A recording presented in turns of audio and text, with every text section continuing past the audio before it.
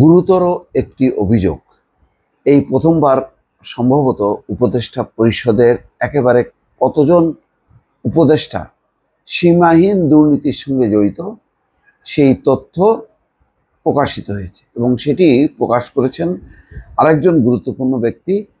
তিনি হচ্ছেন সাবেক সচিব এবং একই সঙ্গে বিএনপির চেয়ারপারসন বেগম খালেদা জিয়ার একান্ত সচিব। ওনার নাম হচ্ছেন ABM আব্দুস সাত্তার। তিনি বলছেন যে সরকারের 8 জন উপদেষ্টা সীমাহীন দুর্নীতিতে জড়িত। শুধু রক্ষা এই যে তিনি প্রকাশ্যে এই 8 জন উপদেষ্টার নাম উল্লেখ করেননি, কিন্তু যেহেতু তিনি একেবারে সংখ্যাটা উল্লেখ করেছেন, নিশ্চয়ই তিনি জানেন যে এই 8 উপদেষ্টা কে। আমরা ভাবতাম যে উপদেষ্টা পরিষদের হয়তো 2-1 জন দুর্নীতি, অনিয়ম বা নানা রকম রাজনৈতিক প্রক্রিয়ার সঙ্গে জড়িত, কিন্তু সংখ্যাটা যে 8 জন এটা কিন্তু জানা ছিল না। এই প্রথম জানতে পারলাম।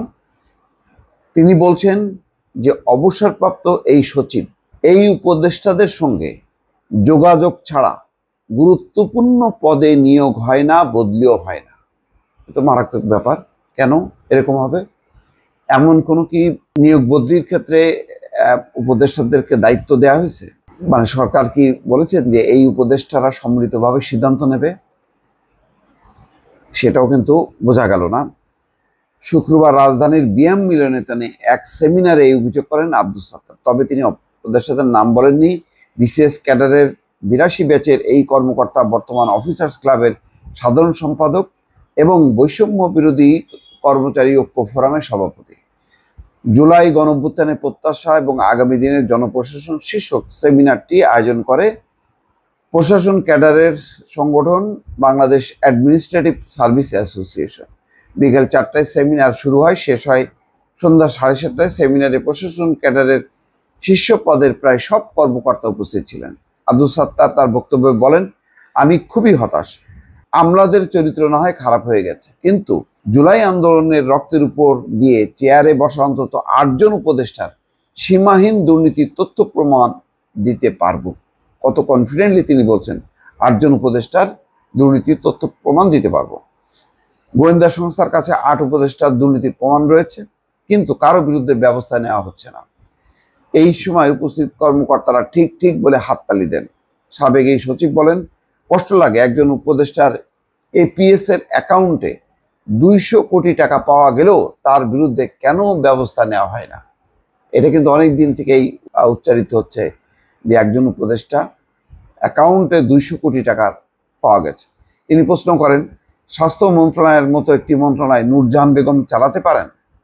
স্থানীয় সরকার মন্ত্রণালয় এবং যুব ও ক্রীড়া মন্ত্রণালয়ের মতো দুটি গুরুত্বপূর্ণ মন্ত্রণালয় একজন অনভিজ্ঞ উপদেষ্টা দিয়ে কি চালানো যায়? অর্থাৎ আসিফ মাহমুদ সচিব ভূঁইয়ার কথাই বলছেন যে মানে বাস্তবে তাই। স্থানীয় সরকার এবং যুব এবং ক্রীড়া মন্ত্রণালয় এটা দুটা মানে খুবই গুরুত্বপূর্ণ মন্ত্রণালয়, অথচ একেবারেই ছাত্র একজন যিনি উপদেষ্টার দায়িত্ব পেয়েছেন। অনেকটা প্রতীকী দায়িত্ব পাওয়ার কথা ছিল, কিন্তু দেখা যাচ্ছে যে সবচেয়ে গুরুত্বপূর্ণ দুটি মন্ত্রণালয় তিনি চালাচ্ছেন এবং এটা নিয়ে অনেক রকম সমালোচনা আছে। ছাত্র জনতার অভ্যুত্থানে আওয়ামী লীগ সরকারের পতনের পর গত 1 বছরে দুর্নীতি না কমে বরং অতীতের চেয়ে বেড়েছে বলে মন্তব্য করেন তিনি বলেন, এক সহকারী কমিশনার একটি স্কুলের জমির নামজারিতে 30 লাখ টাকা চেয়েছেন। ঢাকার আশেপাশের একজন ইউএনও একটি কারখানার লেআউট পাস করতে 20 লাখ টাকা চেয়েছেন। আব্দুস সাত্তার বলেন, আমি একটা রাজনৈতিক দলের অফিসে বসি। গত 5 আগস্ট পর ওই অফিসে হাজার হাজার কর্মকর্তা কর্মচারী ভিড় করছেন। আমার বস তারেক রহমান ডেকে বলেন, কি হচ্ছে, এরা কারা, তারা এখানে কি জন্য আসে? আমি বলেছি এরা সবাই বঞ্চিত।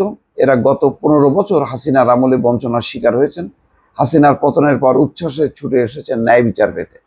তিনি বলেছেন, দলীয় অফিসে ইন সার্ভিস কর্মকর্তারা আসা ভালো লক্ষণ নয়। আপনি তাদের অফিসে আসতে নিষেধ করে দেন। আমি অফিসের গেটে নোটিশ টাঙিয়ে দিয়েছি, ইন সার্ভিস কোনো কর্মকর্তা অফিসে আসতে পারবেন না। যদি কোনো সমস্যা থাকে অফিসার্স ক্লাবে আসেন। আব্দুস সাত্তারের এই বক্তব্যের বিষয়ে প্রতিক্রিয়া জানতে চাইলে সাবেক সচিব এবং লোক প্রশাসন প্রশিক্ষণ কেন্দ্রের রেক্টর AKM আব্দুল আওয়াল মজুমদার বলেন, তিনি একজন দায়িত্বশীল মানুষ, তথ্যপত্র ছাড়া কোনো কথা বলার লোক নন। নিশ্চয়ই তার কাছে প্রমাণ আছে। তার এই বক্তব্যকে বিবেচনায় নিয়ে সরকারের চিহ্নিত করা উচিত ওই 8 উপদেষ্টা কারা। উপদেষ্টারা এসব করলে রাজনৈতিক ব্যক্তিদের দোষ দিয়ে লাভ নেই। আসলে দর্শক, আমি আগেই বলেছিলাম যে ইন্টারিম বা তত্ত্বাবধায়ক সরকার, অস্থায়ী সরকার কখনো লম্বা সময় তাদের অতিবাহিত করতে নেই অথবা দিতে নেই। যখনই তারা লম্বা সময় পথ পাড়ি দেবে, ততই তাদের জনপ্রিয়তা হারাবে, নানা রকম দুর্নীতি অনিয়মের অভিযোগ আসবে। ঠিক এখন মনে হচ্ছে তেমনটাই। দর্শক, ভালো থাকবেন।